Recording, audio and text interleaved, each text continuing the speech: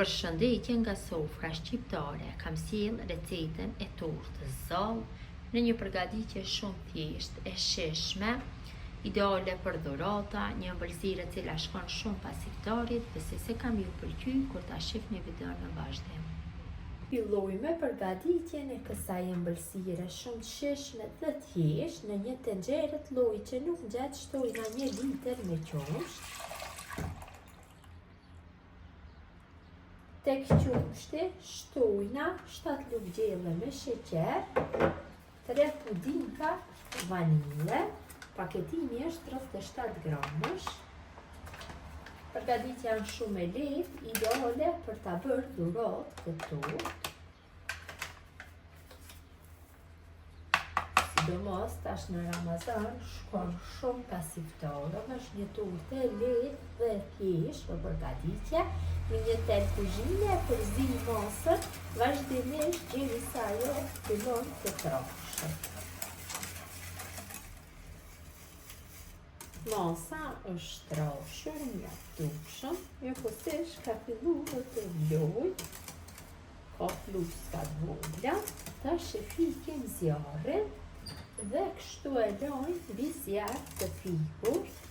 Masën ja shtoj 150 gram me gjalp apo margarin, varet nga dëshira juaj, dhe e përzim çdo mirë derisa margarini apo gjalpi të shkrihen plotësisht. Margarini shkrim plotësisht. Tash sipër ja vendosim me foli najloni, ndërkohë nga anësorët e lojmë pak të hapur kështu, që të kalojë avi, mos bëhet shumë e lëngshme pudinka, nëse i mbulojmë nga gjithanët, nuk lojmë brim. Kesja e najlonit apo folia e najlonit ndihmon që mos vendosë pudinka një kore. Tash e largojmë nga zjarri dhe e lojmë dikon në frigorifer apo në ambient dhome që të ftohet rreth 40 minuta. Masa shtohur për 40 minuta e kam vendosur në frigorifer tek vlladi që të ftohet. Tash masën e ndoj në 3 vende të barabarta, duhet patjetër të jenë pjesët.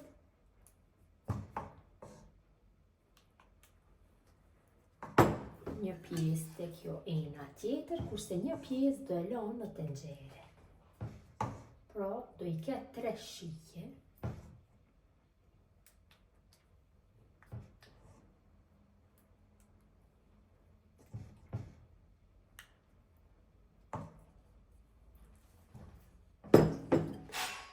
Kam ndarë masën në 3 pjesë.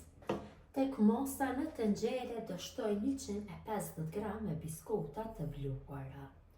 Kjo është shtresa e parë. Dhe e përzina mirë masën dhe direkt do e kaloj tek unaza.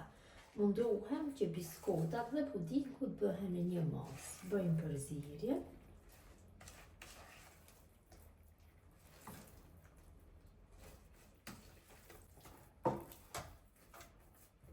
Kam përzirë masën mirë, tash e kaloj tek unaza, kështu masën.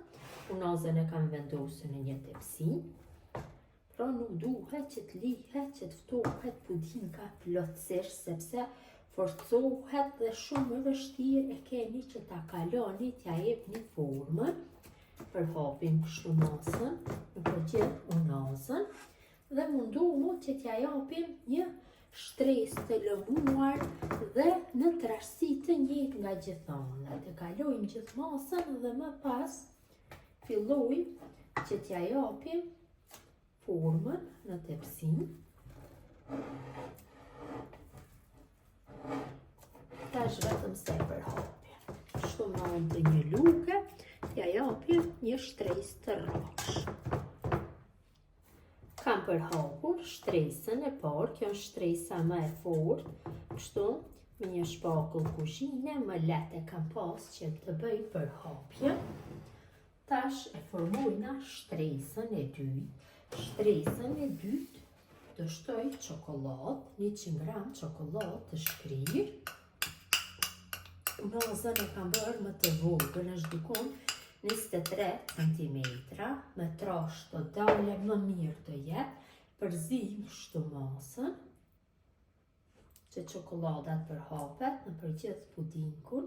Vërtet përgatitja e kësaj torte apo ëmbëlsire nuk ju merr shumë kohë dhe në fund fitoni një ëmbëlsirë shumë të mirë, përzim mirë.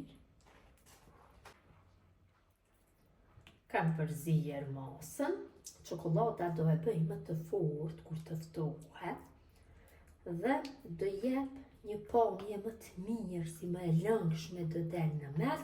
Mirë po, është pak masa e hollë, unë do ja shtoj në mes kështu ndikon rreth 2 lugë gjelle me arra të bluara dhe përzina masën mirë, dhe arra do japi një shije unike, të del një masë e lëngshme dhe me arra shumë e mirë. Përzim.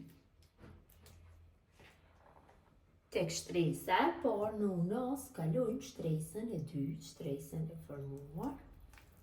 Është mjaftueshëm, e lëngshme, nuk duhet me trash. Kur të ftohet, çokolada do e ngrijë pak. Mundohem që dhe shtresën e dytë ta përhapi mbi sipërfaqen e shtresës së parë, ashtu mundohem që ta përhapi në trashësinë e njëjtë.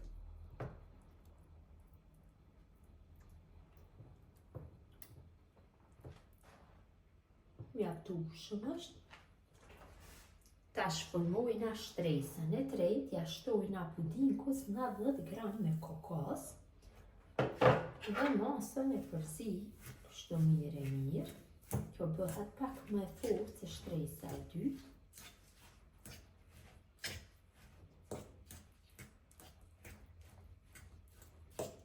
Kam përzier dhe shtresën e tretë dhe e kaloj sipër shtresës së dytë.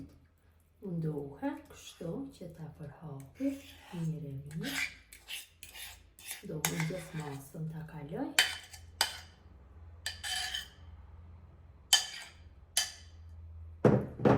Tash e përhapi mbi shtresën e dytë. Mundohem që ta përhapi në trashësinë njëjtë nga gjitha anët dhe t'jep një formë të rrafshtë.